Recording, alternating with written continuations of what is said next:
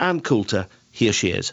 He's upsetting, annoying, driving crazy all the people in the Republican Party and, quote, conservative movement, whom I want to upset, annoy, and irritate. I mean, they've been acting for 20 years like they're the smart half of the team.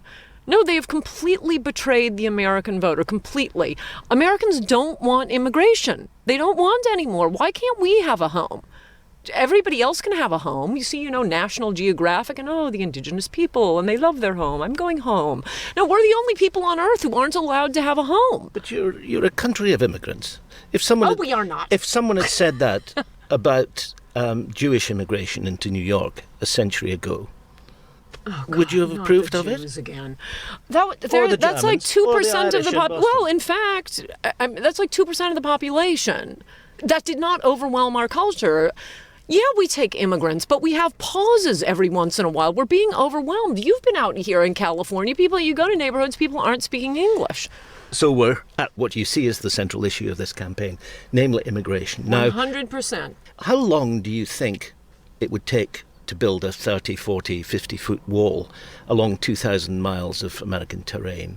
And if the president of Mexico says, I'm not going to pay for it, what then happens? Just take us through the practicalities. Well, if only we had a master developer who had built 100-story buildings where you can flush the toilet and eat creme brulee on the 110th floor. If only we had someone like that running for president.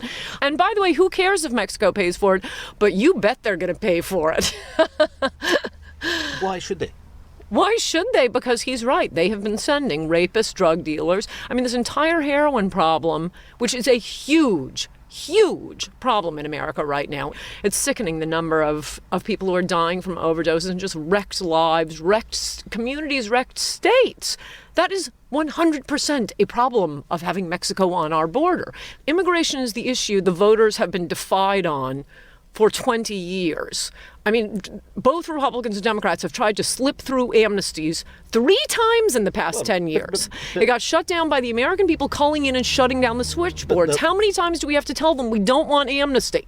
Well, the last amnesty that was introduced in America was by Ronald Reagan in 1986. That's right. And yet... sure reflects on his legacy.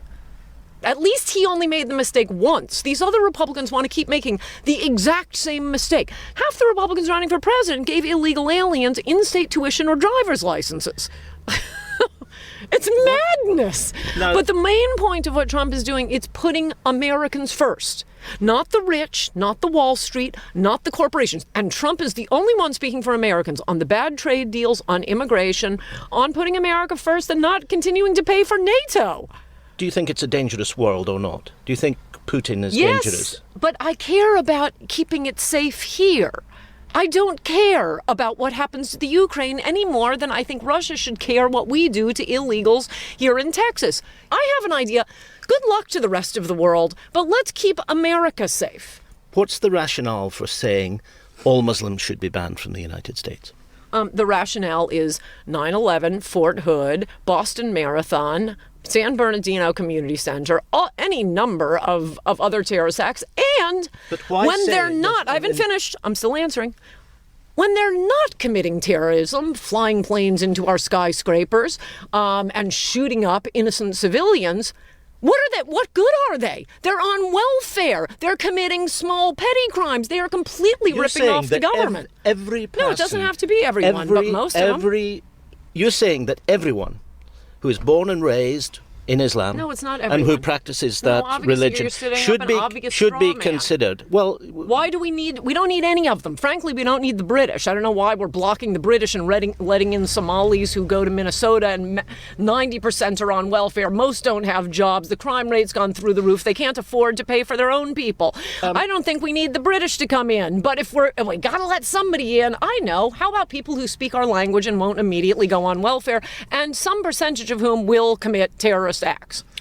We've been very generous to the rest of the world. It's got to stop now. America needs a little me time. Your prediction, therefore, is that Donald Trump will win. I think so. I'm not as confident about the presidency. And why is that? It's not because of women voters. It's a question of whether the Democratic Party has already changed the country enough. Oh, and by the way, do not imagine Democrats are for mass immigration to the third world because of great humanitarian concerns. Post-1970 immigrants vote 8-2 for the Democrats. They've changed the electorate. California, where we're sitting now, used to give us Republican presidents, Reagan, Nixon. No Republicans getting elected statewide anymore. Well, this is Teddy Kennedy's Immigration Act. They're trying to do that to the whole country. So the question is it too late? They had it wired. Have they already done it? Are there not enough Americans voting in this election for Trump to win? And in your view, what happens if he loses? It's over. We're going to be homesick for the rest of our lives because America's gone.